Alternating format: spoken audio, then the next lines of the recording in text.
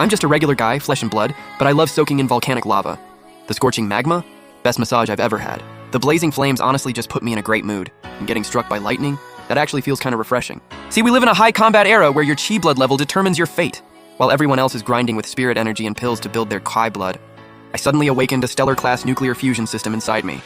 With the system's boost, my body temperature can easily crack 1,000 degrees. Even standing 100 meters away from me, you'd be getting cooked by my nuclear radiation. Even the highest grade aerospace alloy turns into a puddle of molten metal the second I touch it.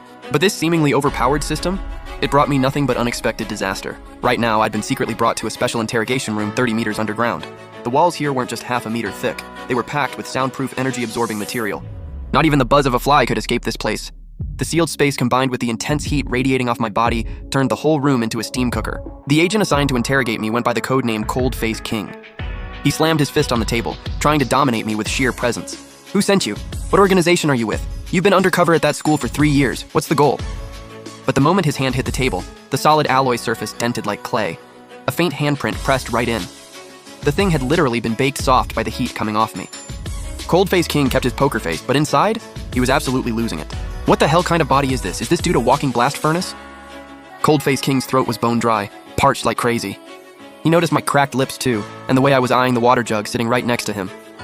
He grabbed a bottle of room temp water and slid it across to me. Start talking. Drink this, then write down exactly how you mutated. The second my fingers touched the cup, the calm water surface suddenly started fizzing, tiny bubbles popping up everywhere. The bubbles got bigger, rolling harder and harder, and in just 2 seconds, a cup of room temperature water straight up boiled right in my hand. Cold-Face King just stared, completely dumbfounded. He watched me pick up that violently boiling cup and chug it like it was just plain tap water. The water hit my stomach before it could even be absorbed, instantly vaporized by my body heat into high-pressure steam, which cycled through my system and carried away some of the heat. I couldn't hold it back. I let out a burp. A visible pale blue jet of high-pressure steam shot out of my mouth like a blade, aimed straight at Cold-Face King. The steam column hit him dead in the face. Sure, the air had cooled it down a little, to around 200 or 300 degrees. But the force behind it? His try-hard bulletproof shades exploded right off his face. Cold-Face King's vision went white, his face burning like crazy. Then the stench of singed hair hit his nostrils. Ah! Cold-Face King screamed, covered his face, and stumbled backward until his back slammed into the wall. My eyes, my eyebrows! He touched his face. His once thick eyebrows were completely gone, just 2 charred black streaks. Even the hair on his forehead had been singed and curled, still smoking. Cold-Face King pointed at me with a shaking hand, totally broken, not an ounce of tough guy energy left. Yanked the door open and practically crawled out of the room. Get someone else in here! Now! That room is a furnace. That thing is literally a giant pressure cooker. My eyebrows, man. My eyebrows! His desperate screaming echoed all the way down the hallway, and at that exact moment, deep inside me, that cold robotic system alert went off again. Warning. Coolant critically low, core temperature still rising. Recommend immediate intake of high-energy coolant.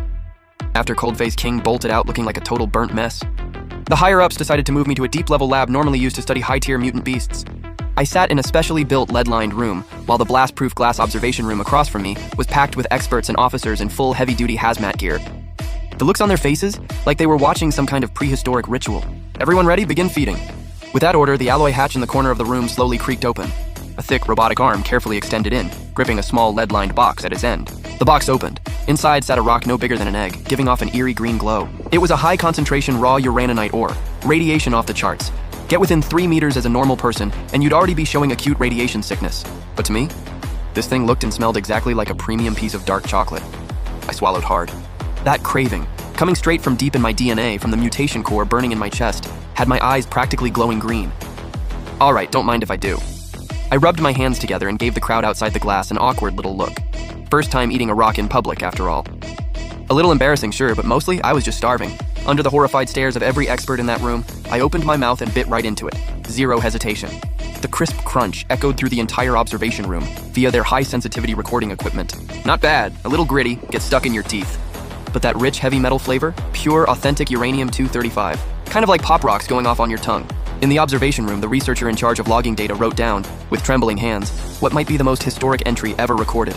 Subject number 001, Yibai Feeding Project. Item consumed, high-risk radioactive uranium ore. Subject response, extreme enjoyment. Taste rating, comparable to a snack. Note, this is not scientifically possible. A few bites in, I'd completely chewed through that rock and swallowed it whole. Then something wild happened. The vital signs monitor that had been going absolutely haywire, the numbers started dropping fast. The white steam constantly rising from my head slowly faded, then vanished entirely. My skin, which had been glowing red hot like a branding iron, started cooling down. It shifted to a healthy, rosy tone with just a faint hint of fluorescent pink. If you ignored the radiation meter still going off the charts, I honestly looked like a healthy kid who just walked out of a spa. You see that? All his vitals are stabilizing. The mutation core is no longer going haywire. It's entered a stable operating state. This confirms it. This is literally his fuel. Meanwhile, the logistics chief from the Special Management Bureau looked like he was about to pass a kidney stone, hand over his chest, voice shaking, on the verge of a heart attack. That ore was pulled from the National Strategic Reserve, premium grade, 30 million bucks. That's not feeding a person, that's feeding a money-eating monster. If he eats like this every meal, we're filing for bankruptcy next month. Money. Do you even know what strategic investment means? He eats radiation and outputs clean energy. That is the future. 30 million? Please. If he wanted to eat the reactor off a nuclear sub, we'd rip it out and hand it to him. I licked my lips, still wanting more. That tiny chunk of ore had only refilled about 0.1% of my energy bar. But that feeling of raw power rushing through my whole body was back. And this time, it was different. Before, the power had been wild and totally out of control. Now, with actual fuel in the tank, the mutation core felt like it had finally been tamed. Calm, but absolutely powerful. And right then, a deep blue holographic screen, visible only to me, unfolded across my vision.